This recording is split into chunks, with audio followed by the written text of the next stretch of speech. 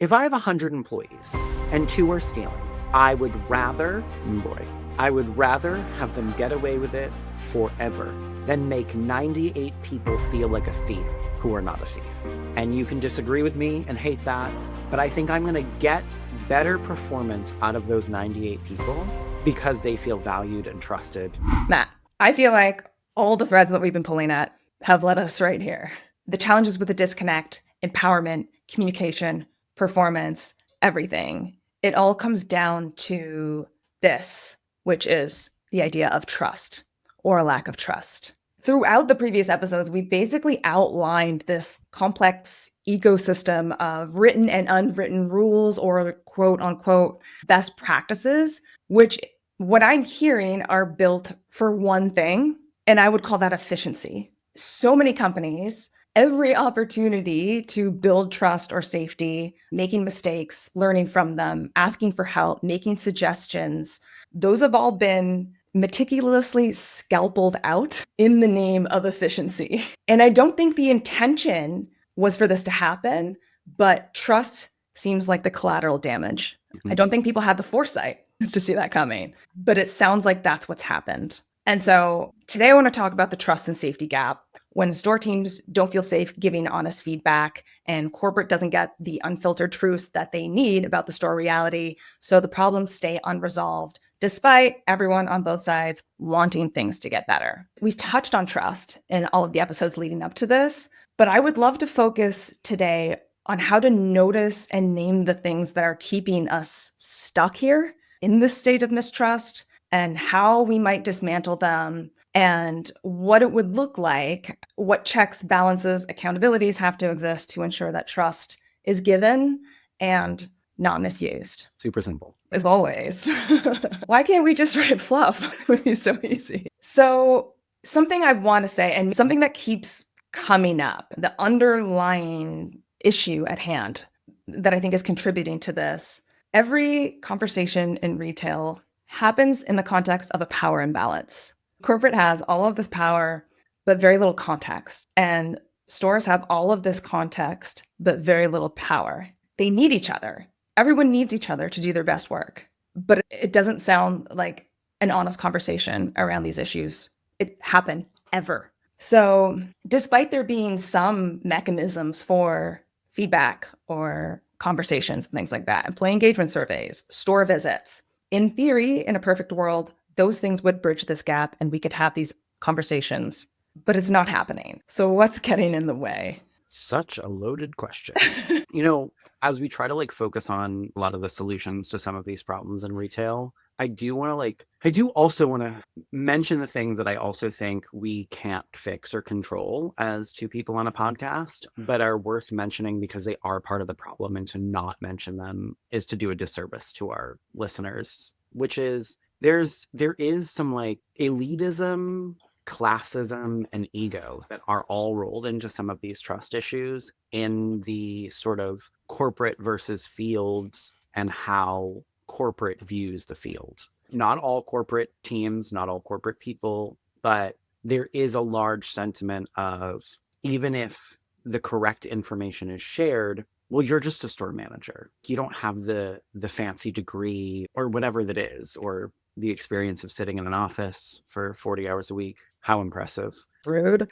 And the specific example I want to give is, I think, and this just happened to me recently, one of my biggest frustrations in my career has always been how retailers don't understand Boston. Now, that's a very specific example, but I think a lot of people will be able to relate to it. And Boston is a major city. We're not some podunk town in the middle of nowhere. And yet that's often how it feels from what we get from corporate. So a lot of companies I've worked for are either based in New York or San Francisco, and they think that Boston is just a smaller, quieter New York, and then act accordingly. And I actually had this experience working for a British company too, where they were based in London and they act like Boston was just a smaller American version of London. And why I'm saying all this is because there was no trust in that what we communicated in the field about our market was valid, as if the differences in weather, people, traffic patterns, etc.,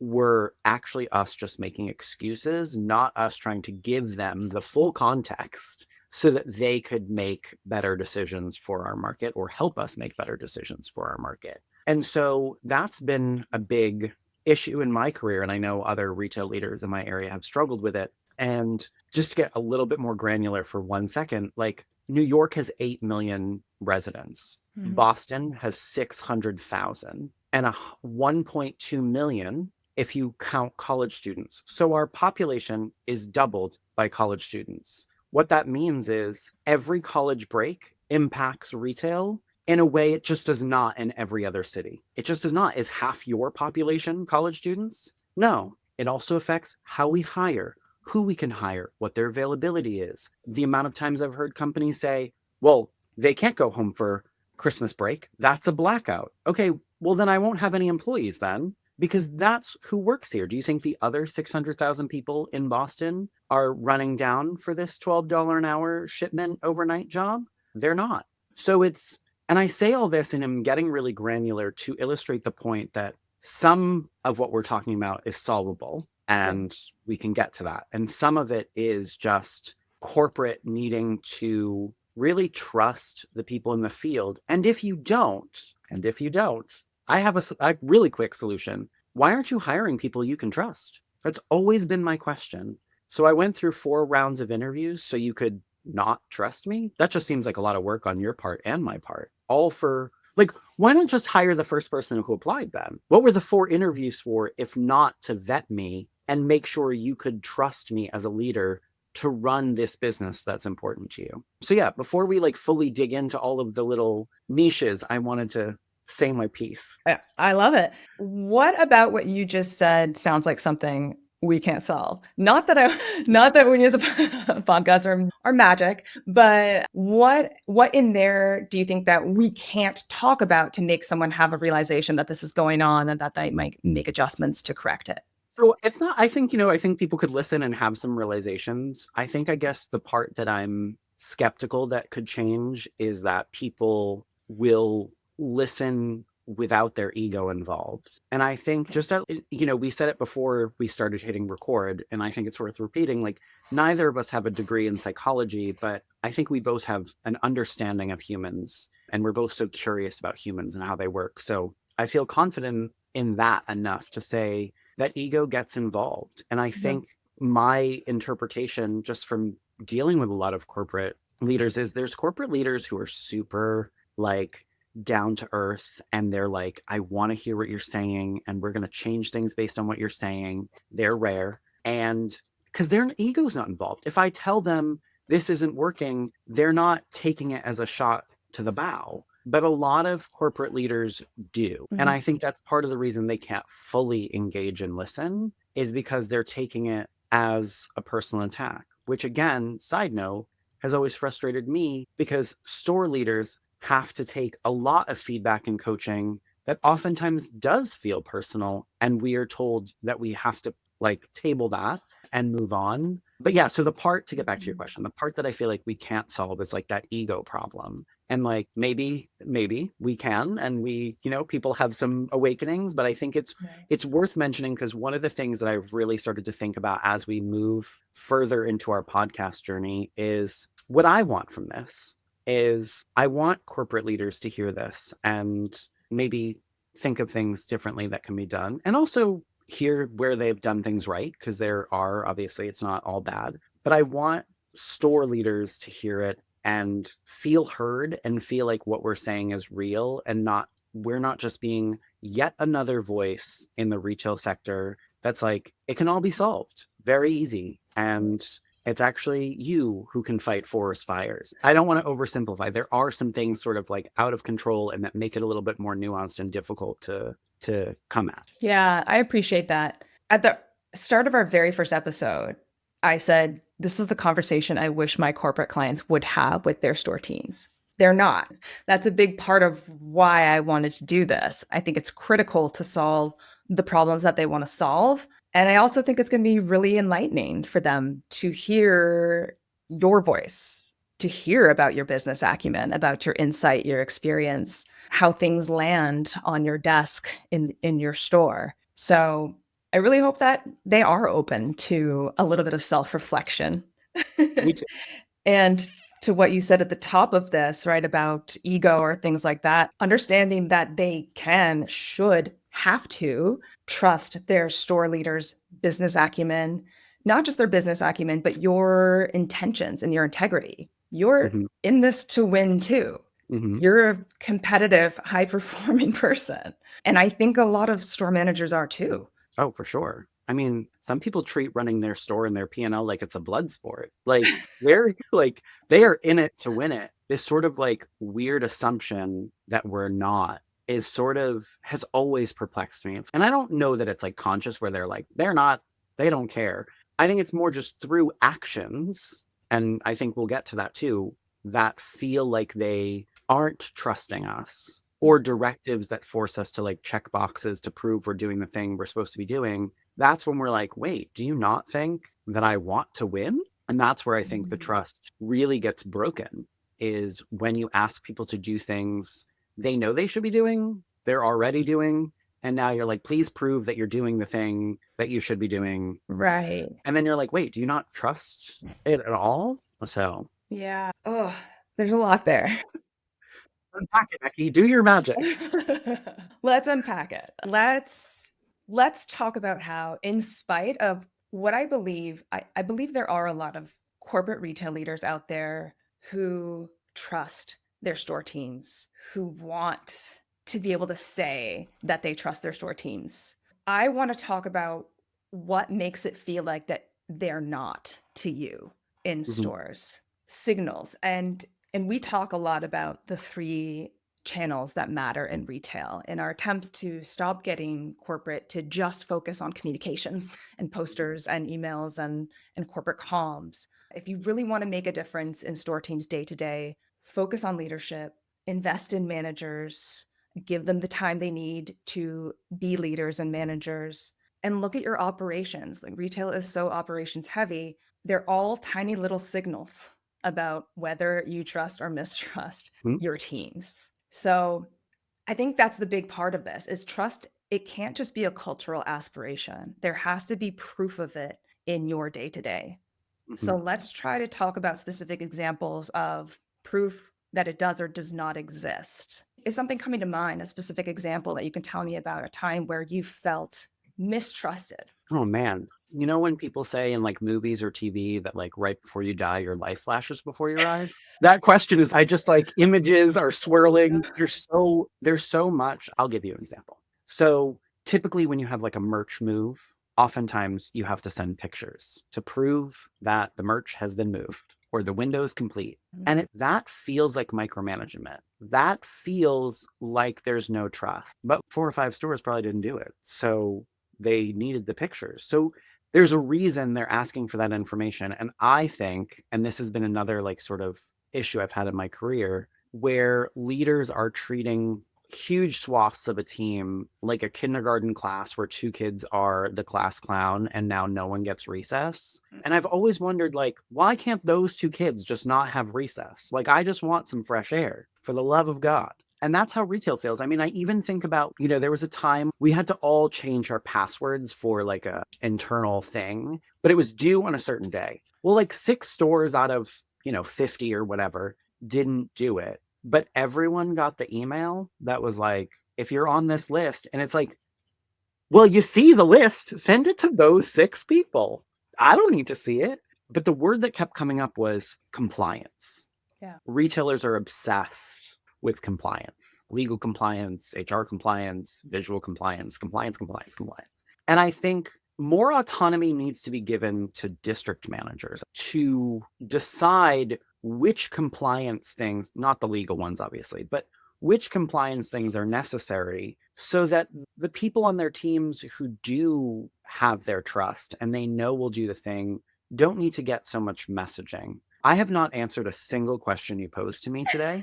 Heavily edited episode coming to you, folks. But I think it's because it's really hard to pin down. I feel like I've had moments of trust in my career. It's not to say that I never feel trusted. And I feel like you wanted to end the episode with this, but I feel like we need to start it with it, which is this idea of being trusted by your boss or trusting your boss, but like not trusting the system. Because I feel like that's the real crux of the problem. And actually, it's why I'm bothered by, I don't know where people get these stats. I think a lot of HR and retail stats are just like sort of made up, especially the one around people leave leaders, not whatever. And I don't think that that's true. Hot take.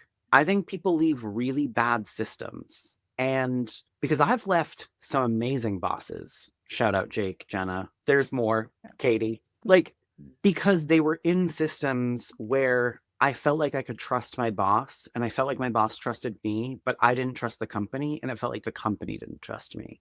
Mm-hmm. And that is a really weird environment to exist in. And it's not just because what if your boss leaves now all of a sudden like you don't have trust. It's also because it's like you want the larger entity to see what you're doing and to trust you as a business leader. And it's weird to sort of have this, and sometimes I've had this actually happen, like basically a person whispering in your ear, I know you're doing the right thing. Yeah, but I want the whole system to see that I'm doing the right thing. I think this makes a lot of sense. And I think this idea of I really trust my leader, but I don't trust the system that we're both in is Mhm. really common. Yes. And what's interesting, what happens then is it kind of becomes like you and your leader against the Mhm. system, right? And that doesn't really breed company affinity or trust in your larger employer. Like these good leaders, right? I'm not putting them in air quotes if you're watching this on video because they're not good. I'm just questioning the method here of they'll often teach you how to avoid the system, how to Mhm. work around it. Do they feel powerless to actually change it?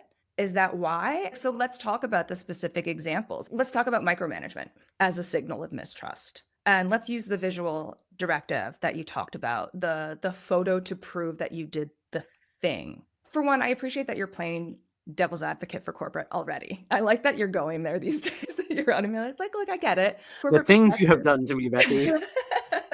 Right? They have hundreds of stores, they have hundreds of locations. They want to ensure consistency. To your point, they've had experiences of stores not doing these things or maybe not doing them properly or how they would like them. So they're concerned that it won't get completed, that it can be just put off or ignored if they don't have some sort of proof of compliance. Those are all true, but it doesn't mean that it's also not true that the undertone of that rule is that you feel mistrusted. Mhm. So maybe using that as an example, do you have ideas that you as a store leader and corporate, how else might we go about this issue that sometimes people don't do it or sometimes people don't do it well? I think having an environment where there's, trust and safety kind of like are hand in hand in this. And I think having an environment where you could be honest and be like, listen, I didn't hit that deadline. Yeah. My window, not done. So I've been in that environment maybe once. And in that environment, when you were to share, like, hey, so window was due Tuesday. Listen, I've got call outs, I've got the flu, we're doing this hiring thing, whatever. Yeah. When I've been in that environment, that leader and that system actually, because I wasn't punished by either, asked me, okay, when is the date you can get it done? Oh, well, I can definitely get it done by Friday afternoon. Great. Let me know when it's done. And that's let me know when it's done was a text message, not a photo. And then obviously, if someone showed up for a random visit, I mean, now that's where you should stop trusting me if it's not done. And I think, pictures, to get a little, again, a little more granular in this, pictures are also, we're lied to about why. They're like, well, we want you to be able to see other stores and what they're doing and get ideas. No one's digging through every store's thing. Some people are. There's going to be some visual managing psychos who are like, oh my God, I went through every store's photos. Of course you did, Susan. We're not talking about the overachievers here. I'm not digging through every store's photo to get ideas. I love to get ideas from other stores, mostly by visiting in person, but that's the reason that's given, and it's so transparent that you're like, that's not why you're doing this. And I think it also makes people at the store level actually less trustworthy the more you don't trust them, because here's what's going to happen in some of those scenarios. I'm going to keep using visual example. Let's say there's a whole new women's denim setup, and I don't know, I don't have a photo due, I just have to set it up. You're going to make the best decisions for your business. You do the thing, you set it up. Okay, whatever. Great. I did it. It's done. And, you know, someone comes in and visits. Let's say you put, and this happens a lot in clothing retail. You have a purple sweater. It's not called for in any other area. So you decide to put it in that denim area because it feels like it fits, but it's not called for in the directive. But you didn't have to take pictures. So you're going to squeeze that purple sweater in there. You get a visit now and they say, hey, what's up with the purple sweater? And you're like, hey, it didn't go clearance. It doesn't really go there. I've worked it best here. Now they're probably like, okay, cool. Makes sense. Whatever. Now you require me to send photos. I'm going to second guess where I'm putting that purple sweater. So you know what I might do? I'm going to take that purple sweater out of the photo, take the photo, and now I'm putting the purple sweater back. And that's where it's living. And now I've essentially lied to you via photo, a lie that I would never tell Right. if the photo wasn't required. Because now I feel like, well, you don't trust me? Well, that means I have to be really careful about what this photo looks like. Because also no one wants because sometimes some companies it's in like, and we can give you feedback and we can talk about it and we can share and we can be vulnerable. But what it really feels like is like you're being publicly lambasted because you didn't know where to put a purple sweater. So instead of getting that, you're like, you know what? I'll make it exactly like the picture. I'll remove the sweater. And again, if you were in an environment that felt safe and that being wrong and making a mistake was okay, you would either leave it in the photo or you'd message someone before the photo was due and be like, hey, where's everyone putting that random sweater? And so I think that asking for pictures or micromanaging everyday tasks really just erodes trust. And if you don't feel trusted, and I'm going to use this example and I'm going to get excoriated for it. And if you edit it out, I'm going to be real upset. Just kidding. Which is if you are in a relationship and you make your partner feel like you don't trust them and you basically accuse them of cheating and accuse them of cheating and accuse them of cheating, I guarantee you the likelihood of them cheating goes up significantly because they already feel like they're the villain. And I feel like that's the same thing in stores. When you make it feel like you don't trust, well, if you don't trust me, I might as well just do the thing you already think I'm doing or not doing. And a whole nother topic for another day. Safety and trust, in my opinion, I have no proof of this, and a lot of LP are about to come at me, are direct correlation with how much internal theft you have. If people don't already feel trusted, guess what? It. They're taking those genes because you don't trust them anyway. They might as well do the thing you already think they're doing. Right. Oof. Okay. So what I'm hearing is there's no other purpose for these photo proof directives other than compliance. They don't help you. Mm-hmm. Right. And No, you haven't heard a better reason for why it's necessary. no. And I think a lot of that can be done, should be done on a more individual level. Mhm. I think if a district manager comes in or a visual regional person or whoever comes in and sees that some things are wrong and then you adjust them together and they take say before and after pictures and then say to you, hey, I'd love to use this as an example. Great. Use it as an example. Or you walk into a store and they're like amazing, phenomenal. Take a picture, share it with the group. Want to show you guys something I saw out in the field that was amazing. Mhm. Great. I think using pictures as a tool for either coaching or rewarding is amazing and you should do it, but on an individual basis, not on a compliance basis. Okay. But it's different if you have a store visit and you can give someone context. Then they see that you've made a clever decision or the best decision you can. And that's different than I have to submit this photo with which I don't give any context. And someone's going to judge why I did this because they don't understand my store and they don't. So, And as someone who over explains themselves at a personal, professional, in all levels, it feels like there's no winning because it's not like you can attach an addendum to the photos of here's why I did, why I did. And even if you can, every reason in retail sounds like an excuse. right. There's no reason you can ever give for doing something sometimes, especially via writing, email, text, whatever, that feels not like you're just giving a bunch of excuses. Whereas in person, you can have a real conversation about like why decisions were made. And again, I will say it, it's controversial. When I posted on LinkedIn, a lot of people got mad at me, but I think we need more visits and more random visits. And that actually wouldn't erode trust. It would actually, as long as they were, facilitated correctly, they would actually imbue a lot more trust because then you'd learn that there's no punishment. It's just about having a conversation. And then you could go from there. So it's interesting that everything feels like an excuse in writing, but not when you have someone in your store. So, like when someone's in your store visiting, you can give them context. It doesn't feel like an excuse. But if you're sending a photo into the internet's abyss and you're not sure who's looking at them and you provide context, it suddenly feels like you're making an excuse. Mhm. Why is the recipient of your context changing how you think you'll be perceived? I think because the ask is pictures, not pictures and a story. Right. The implicit expectation is the picture is going to speak for itself. Yeah. That's the implicit thing that's being said. When in reality, it can't be. Like, it Right. can't speak for itself. You don't know why I put that purple sweater in there. And I'm using a purple sweater. Everyone in closing retail right now, you might not know this. They are all like, speak on the purple sweater, because there's a lot of times that, let's say I post that picture, maybe every other store sold out of that purple sweater. Maybe the inventory was so low at a national level they didn't even include it in the new book because they were like, whatever. And that happens a lot where they're like, we're not going to include the SKU because we have 800 stores. There's only 52 of those sweaters left. Mhm. What's the point? Well, what if I have 20 of them? I Right. need to make a decision. And if I just post that picture, you're going to be like, where the hell did that purple sweater come from? There's a Right. lot of questions you're not going to know the answer to. And even a regional visual person might not know the answer because they might not be the one who came up with the SKUs that were going in the book. That was probably like an inventory allocations team. So the picture cannot speak for you, but we act like the picture can speak for you. I think I said this at the very top of this episode. Corporate has all of this power and authority, but not enough context.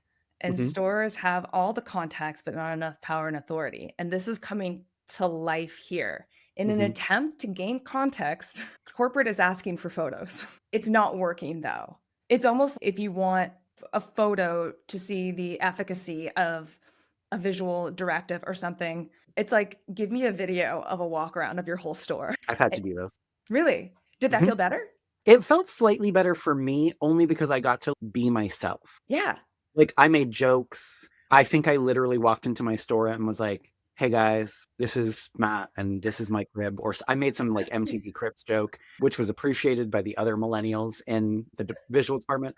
But like, I got to be a human and not Um, sort of a compliance robot. And the other part I want to say about this that I just thought of is, other than people taking out the purple sweater, taking a picture, and then putting it back, the other thing companies risk, and I've seen this many times in stores typically that I've taken over, where the previous manager, in an effort to be compliant, has pulled every SKU not pictured off the floor and into the back. So you basically have a couple of issues here. You have like dead inventory that can never sell because it's hiding in the back. It might be on some sort of markdown schedule, like a lot of companies have. And now you're just eroding the margin further and further on all of those items because you're not putting them out. And I remember when I was at Williams Sonoma, I had this issue that I came into, and I had a visual person who worked for me, and she wanted to make it look like the picture. And I was like, totally love that for you and your journey, but that's not what's happening. I'm going to challenge you, because she was like very artistic. And I was like, I'm going to challenge you as an artist. These items need to come out of the back room. We need to sell them. They are for sale. And then what was confounding is there were some people who felt that I should have kept them in the back, like above my store level. And that's just weird to me because they wanted the powers to be to see that all the stores look the same, whatever. But it's like, why can't you provide the context? So this isn't just about safety and trust. It's also about, then you make people, to go back to our metric that you're measuring conversation. Because again, as you said in the beginning, this all ties together. When you're measuring the wrong thing, so you're measuring pictures and eroding trust, and now I'm feeling like I have to hide merchandise. Well, now I'm hurting the business right. and I'm losing sales. So this is like, this trust and safety problem has ripple effects, not just in trust and safety, but in my opinion, internal theft. I'm throwing that in there because I think it's like the topic we're not allowed to discuss in retail, and also in margin erosion and other things. Okay. Bottom line, don't think photos are a great idea. Leave it to store visits. Let the context be explained person to person. And if you see something great, go ahead and take a photo and share it and inspire others if that's your intention. Hmm. All right, let's move on. Let's talk about how trust gets built into operations. And you just talked about loss prevention. Hmm. We've touched on different policies that indicate mistrust, something like a bag check Hmm. before leaving stores. Hmm. This seems so cringy very common. It's more common than not. How does it feel as a store manager checking your team's bags? Terrible, awful. The amount of people that have had to like, they're living their lives so and doing normal things. So like the amount of people that have like then feel embarrassed because I'm seeing their like whole world of, oh well, I know you're menstruating. That's good. Oh good. You're using protection. I love that for you. Great. Like the amount of things you find out you don't need to find out. And it's just such a, and they have to check my bag too. Who they? The Someone on employee, your I team? can't leave without someone checking a bag. So someone has to check my bag after I check their bag. Oh. I mean, there's obviously cameras in a lot of stores. Shout out to Lush, though, who not only doesn't have cameras in their stores, not to blow up their spot, but the founder like doesn't believe in video surveillance of your teams. And it's so funny because working at companies, I've worked at a few that don't have cameras, and I've worked at a bunch that do. And I remember telling a higher up leader somewhere in a place that we did have cameras that I've worked for places without cameras. And he was like, but what if, how do you, and it's like, so that's what you're relying on to tell you when something goes on. And that to me is awful, but also, and I mean this with my whole chest. I would love to actually like walk through it one day, but like the P&L will tell you everything you need to know. Mm-hmm.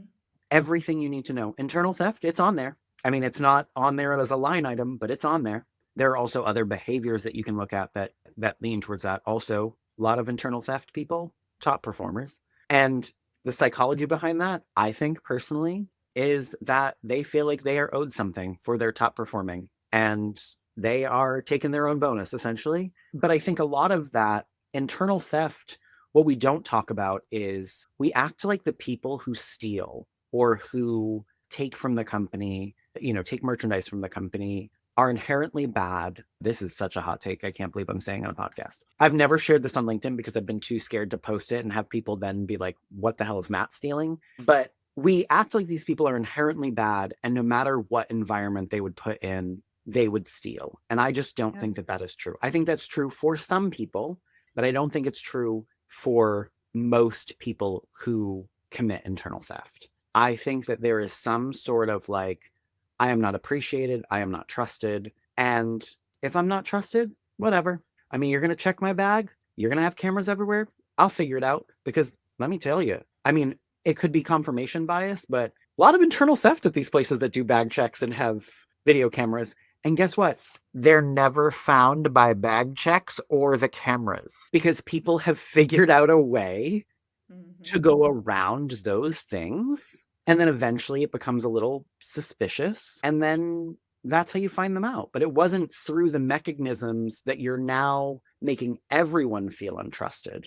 And there are a lot of LP people that have a real fetish for internal theft. They're like, yeah, I'm going to find them. And I'm not saying that we shouldn't go after internal theft or external theft. It's just who are we hiring and what do they add to the culture? And that includes the loss prevention team. Yeah. I had a loss prevention agent at Old Navy who I had a relatively good relationship with. And I don't doubt for a minute that if I was doing something sketchy, even despite our relationship, she would have been the first to say something. And that's fine. That's her job. But I felt like she trusted me and trusted that I was doing the right thing. And that's also because we hired the right LP person who wasn't that person who treated everything as sketchy or like for example, there's little policies for internal theft, such as unpaid merchandise should not be in the office, even if there's a camera. So like you can put paid merchandise because you bought it, now it's in your bag, whatever. But like unpaid merchandise should just not be in the office. And that makes sense to me. That's a policy that like, yeah, okay, I get it. I remember one time though, I don't know why, but I had a pile of stuff it wasn't for me. It was like random stuff I found and then went to my office, whatever. And there are definitely LP agents that I've had in the past that would have been like, what is this? Whose is this? Why is this here? And this particular agent who I felt like there was trust with, she literally was like, so merchandise can't be in the thing. And I'm like, oh my God, yes. Let me remove that right away. And then we laughed about it. But yeah, long story short, I think that there are a lot of policies that erode trust that actually contribute to the level of internal theft happening in stores. What you said makes a lot of sense. I think this idea that environment dictates performance is critical.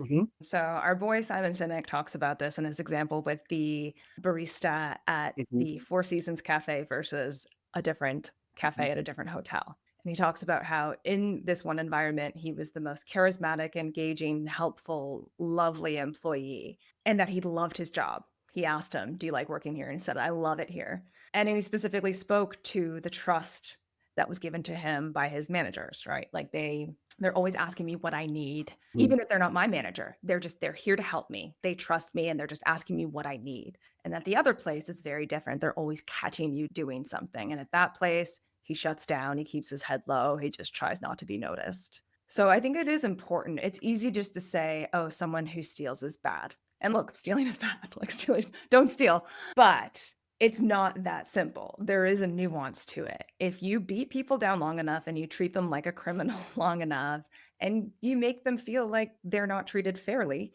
they're going to respond. It's a very human thing to do.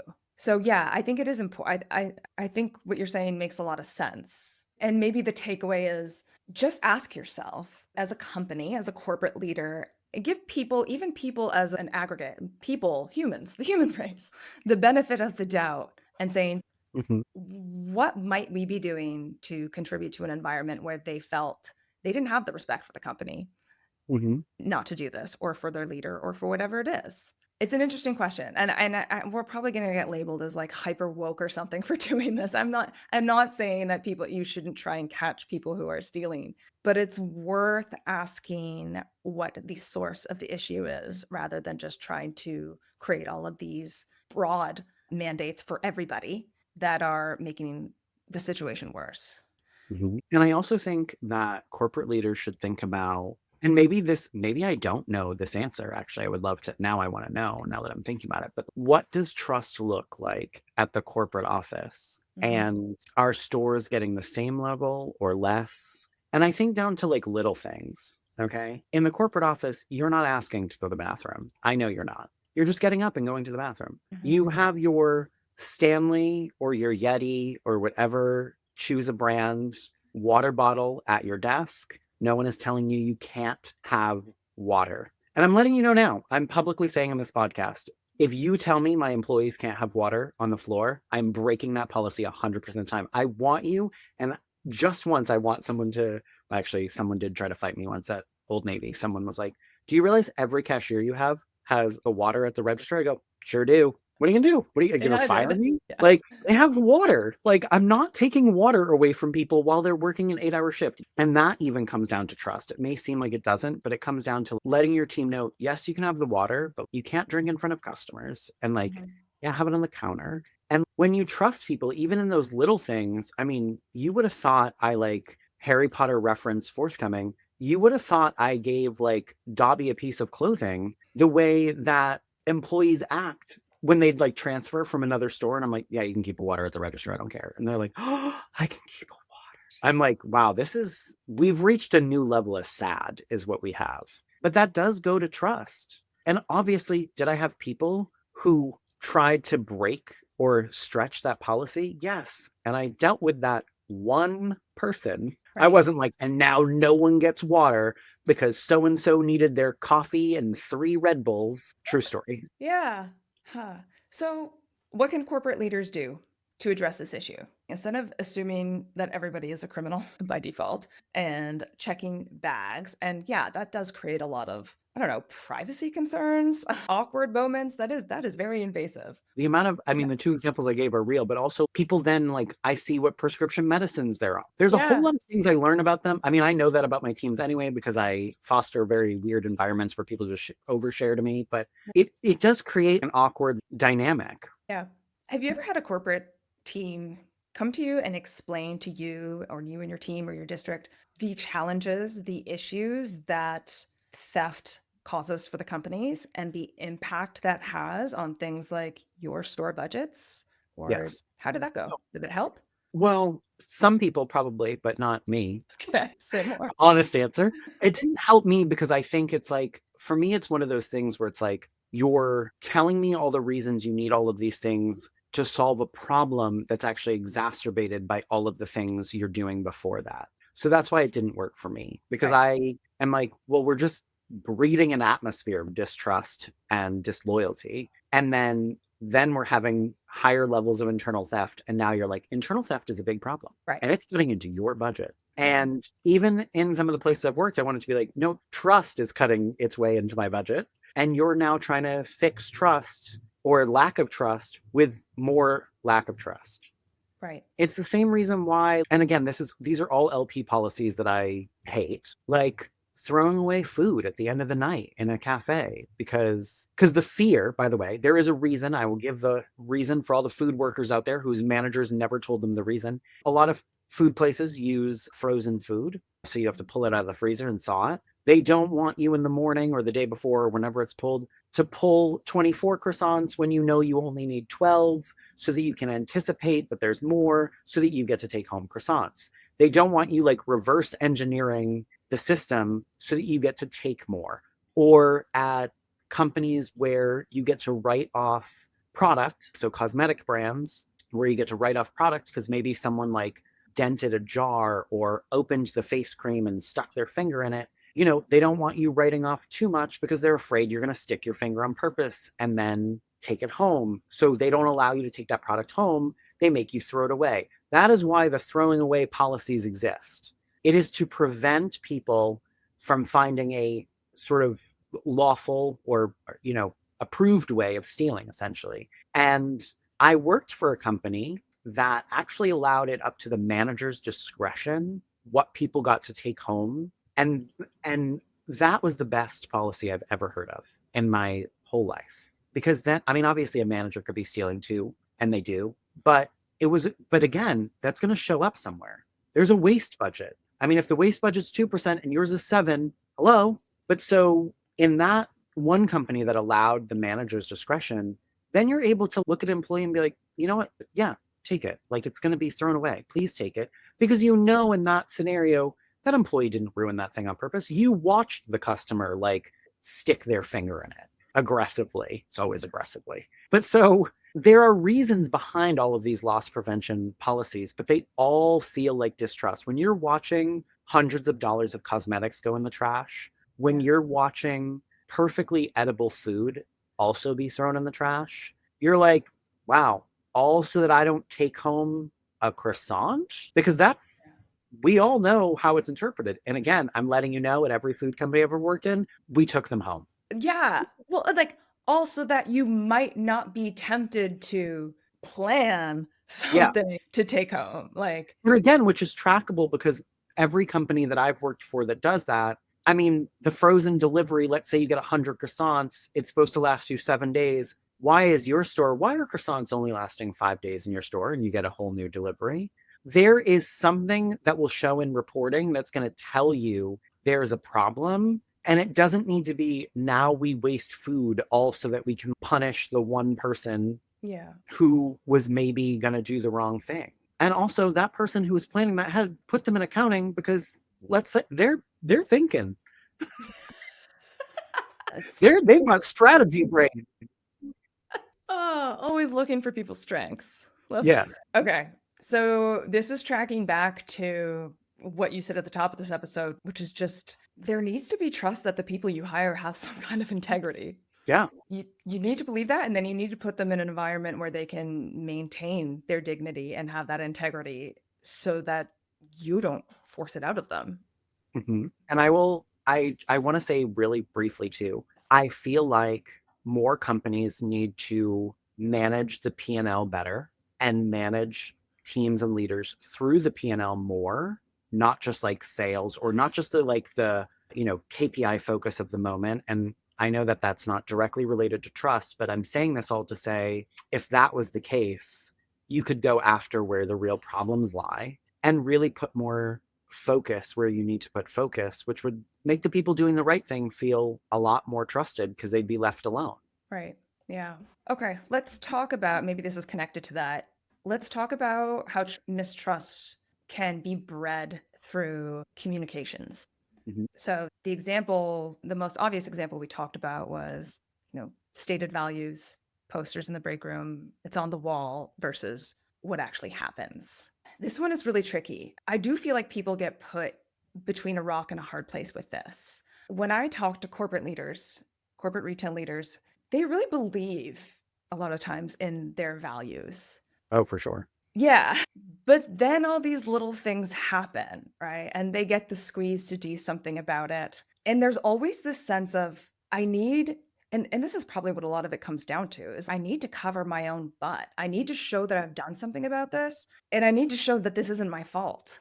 Hmm. So tell me about, maybe you tell me about a time where the values of a company, specifically through communications, whether that was a video or a poster or things like that, made you trust your employer less because of how it was different from your day to day. I think there are so many micro ways this happens, but there's also some really big macro ways. One of the bigger macro ways is a lot of companies talking about diversity, equity, and inclusion. It's on posters everywhere in the break room. And I'm going to give you a very specific example. And I'm not going to name the company, but I'm very tempted to, because I think they should be named and shamed in every public sphere possible. But I worked for a company that is very known for being sort of like this healthy place to go and, good values and all that jazz. They talked a lot about diversity, equity, inclusion. And then I went to a regional meeting, and there were 70 leaders in that building, myself included. And there were 4 people who were not white out of 70. And this is like store leaders and like assistant store leaders, so pretty high up. And I remember just sitting in that room and being like, so much for that diversity, equity, and inclusion. And I think that, even though that I'm white, so more non-white people in the room doesn't necessarily impact me directly. It impacts me in a way of saying, okay, you're saying that this is important to you, but I'm seeing at a very high level that it's not.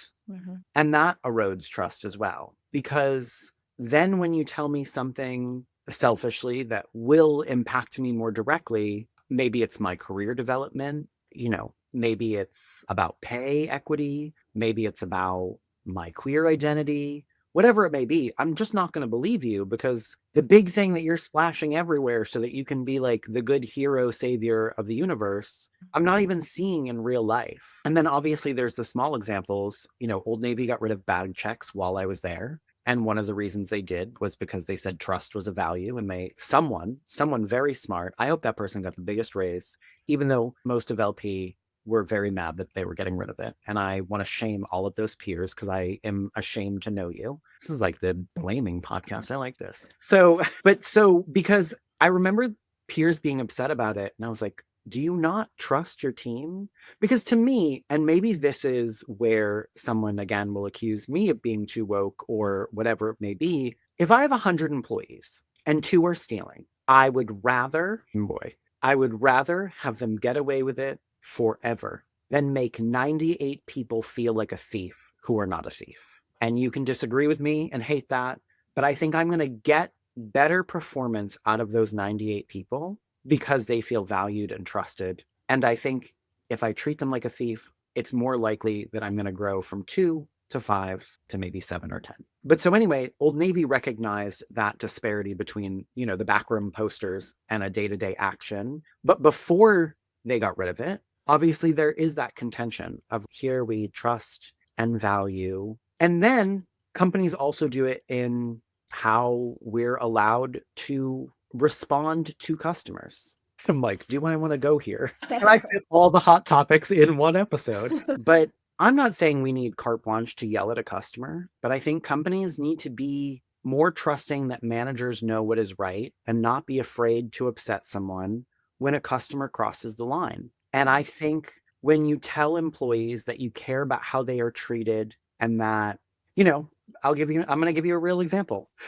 The number of lawsuits after my episode. Not saying anything that bad. Like when I was at, there's a lot of focus around like it being a community and all that stuff. And they don't tolerate misgendering employees or, sexual harassment or discrimination of any kind. And that is all true internally. But a customer can be racist. A customer can misgender an employee. And I tried to get a customer banned from my store after very egregious behavior, and was basically told, like, did you use the de-escalation techniques? And I'm like, well, I did when I was here, but I'm not always here. And you're telling me to have the 3 people who were closing that night who are all of marginalized identities to combat the person who, like, this is just like, where is that sentiment when it comes to customers? And I think that's another area where trust is eroded, because it's like, either this is a value Mhm. you really feel or it's not. And again, I'm going to use a slightly personal example, side note. If I'm best friends with a girl and she tells me that, yay, gay rights, and she starts dating some buffoon who's super homophobic, well, then you don't care about gay rights. Your values are not what you're saying. And it's the same in a company. And I keep using these personal examples because I think it's all the same. Like, relationships are the same, whether they're with a loved one, a family member, or your boss or your company. Like, it's a relationship. And the foundation of most is trust and safety. That's, that's like the food and water of Maslow's, like, Yeah. like, so it's like, if you're saying one thing and then not doing or doing another, like, this is where the trust is eroded, whether it's the poster or the customer or the LP policy. Like, they're all chipping away at all the things you say you value. But when it's really hard, you're not doing the right thing. So it's not really a value. What should be a no-brainer. If you say you are a thing and then you behave completely differently, you are losing trust. And I think what I hope we've done, because what I wanted to do was show them all the ways that they're flying in the face of their values, that they're flying in the face of what they say they are, quite possibly unknowingly, innocently. I'm doing air quotes for audio listeners. That wasn't the intention, right? All of these things sound like a response to a small group of unfortunate things.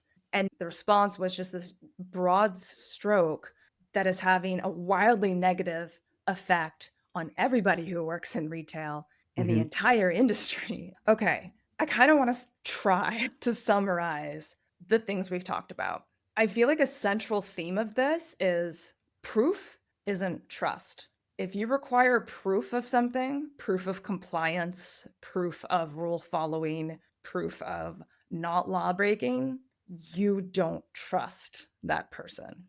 Mm-hmm. So if a policy or an operational procedure doesn't have another benefit other than to prove compliance, you would be served by letting it go Mm-hmm. to improve trust in your establishment. If it does have another benefit, you would be served by explaining it. For sure. Give them the context they need to understand why you're asking them to do this thing beyond we don't trust you. Because I don't think enough corporate leaders give context, give the why behind their rules, behind why they're suggesting that store teams do the things they do. Mm-hmm. I think there's more to be said around this idea of transparency around reasoning. Explain why, even if it's uncomfortable, and even if you're requiring proof, for example, of compliance, explain why and tell me you're uncomfortable with it. Mm-hmm. Maybe ask, hey, we're thinking about enacting this policy. Here's why. It's a problem. We don't like it. We don't want to do this. We're not really sure what else to do right now. Mm-hmm. I don't know. I would rather hear something like that than nothing. But I think mistrust is also cultivated when people are trying to give feedback. So maybe they have some sort of psychological safety or they're willing to risk themselves to give feedback, but it just floats away into this void and they never hear anything back. There's no closed feedback loop. And I think sometimes that's because things move very slowly in large corporations and maybe they don't have an update or they don't have an update that they think you'll like yet, or they weren't able to do the thing that you requested that they do. And so they just never get back to you. But it would probably inspire some trust if they did. I would love a progress update that was no progress. Yeah. Honest, I would love if a corporate entity had like a quarterly newsletter or something, and if it was like an initiative that they promised forever ago. I'd love we've tried these things, they didn't work, so there's no progress, but we are still working behind the scenes. Would love that, honestly, because it's like, oh, great, you didn't forget. Cool. Yeah. You give a damn. Yeah. Yeah. Okay. So I've outlined a couple of thoughts, high level thoughts. And look, we never claimed that this was going to be a 5 easy steps to fix trust in your workplace because it just does not work that way. Like this is metastasized throughout retail in every facet that I can think of, so much so that I couldn't think of a single place maybe where it doesn't live. So I think my first point would be start with the structural changes that we've been discussing here, not just your cultural aspiration. If trust emerges from systems that enable it, not just leaders who desire it, start to evaluate the processes that you have, your operations, and through the lens of looking for mistrust or assuming guilt or not giving credit to someone's integrity in store. And if something, I guess just ask yourself more as a corporate leader, what is flexible and what is critical? Communicate to stores where they have flexibility and probably just make that everything. And I guess I would say that a good sign, typically, I think that things maybe are getting better trust wise, is when things sound like they're getting worse. If things sound like they're getting messier, if people are coming to you with more concerns, raising their hand more, if corporate visits seem less stellar, less picture perfect, maybe take those things as a sign that you're moving in the right direction of Mhm. building more trust. Because I think it's going to show up as a mess before it shows up as progress. Yeah.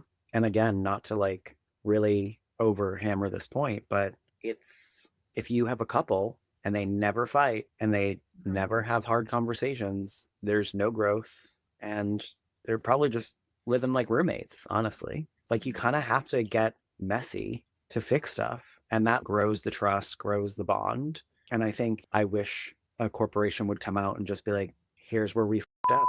Let's do Yeah. better. That would go a long way towards building trust. Yeah. Someone do it, please. Yeah. Okay. Well, a winding conversation, Yes. but I kind of expected it to go that way. I think we've tried to do our best to at least invite mindset shifts to think about things that they didn't think were contributing to mistrust that maybe are. Hmm. So yeah, just get curious. Don't mistake silence for alignment. Hmm. And Matt, we gotta finish with something more positive. We need to lift this up a little bit. I mean, My hot take is that I don't think we do. yeah, okay. I think a lot of our episodes where we've talked about, I think there really are like clear solutions. They're Mhm. hard, they're tricky, they're simple but complicated, like we always say. Mhm. But I think with this trust issue, there just needs to be a lot of reflection in all parties and how they're contributing. And I mean, I guess this is kind of positive, but it's like, I don't think it's all doom and gloom. I think it's really just like people sitting back and really thinking about how do I contribute to this in my role? Yeah. How can I help break up the larger system with whatever influence I have? And just really sit back and think, look through how you communicate with your team. And I mean this even for store leaders, even for key holders, and then for everyone. How do you communicate with your team? What are your emails say? What are the policies of your company? And how would you feel being on the receiving end of that communication? Are you a vice president? And do you feel like you have safety and the trust of your CEO and your board? And if not, well, you could be the great catalyst for change at your level because no one under you can feel safe and trusted until you feel that way. So I think this really is like you said, an invitation to get curious and reflect. And that's the positivity I have to offer. That's all I need. All I need to know is that people want it to be better. It's going to take some time to inward focus and then critically look at the status quo with some fresh eyes and question it. Yeah. All right. That'll do. You're listening to Dear Corporate, Love Stores.